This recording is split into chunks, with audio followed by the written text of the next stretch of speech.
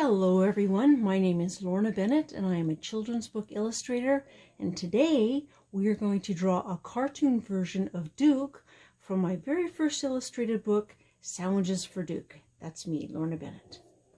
So get yourself a piece of white paper tall like a building,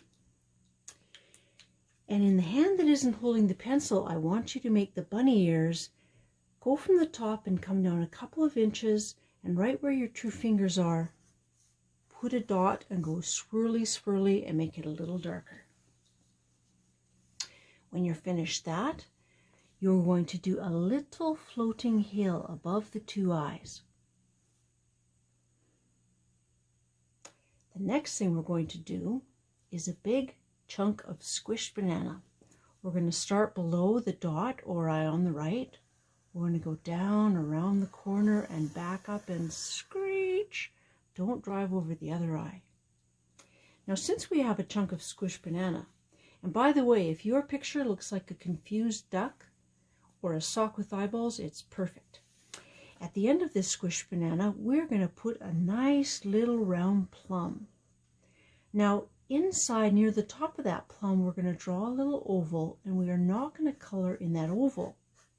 That space is going to become negative space. And what an artist means by that is that nothing's happening in that space. But negative space can usually become something. And in this case, the negative space has become a shiny spot or a reflection of light. So let's go back up to Duke's forehead. Now we're going to locate the right side of the hill. We're going to go up, move over, and up. And on the left side, up, move over, and up. And now we have an alien duck dog. So let's turn these ears into doggy ears by putting a pierogi on the top of each set of antennae. We're going to go to the left side. We're going to go up, over, around, and under. Same with the other ear. Up, over, around, and under. And now comes time for the dog hair. And collies have a lot of hair, especially around their necks.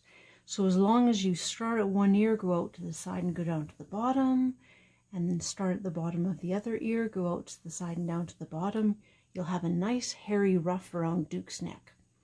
I'm going to show you some possibilities you can do, but you just choose one. You could do Christmas tree shaped hair. You could do ziggy zaggy hair. You could do fluffy, fluffy hair. You could do spiky hair. You could do electrified hair. You could do wavy, wavy hair or curly, curly hair. You can do whatever you like. So pick some kind of dog hair and just have fun.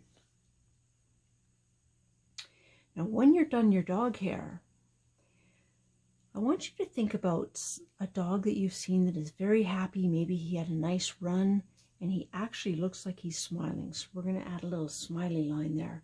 And all dogs have whisker spots.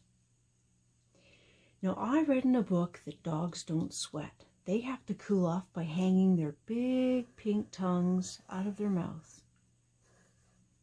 And they've got drool on their tongue, and the breeze takes the heat away from off of their tongue, and that's how they cool off. And drool is optional. Now, something I like to do sometimes with Duke when I draw him is give him a pair of sunglasses. Now, you don't have to do this, but you can if you want.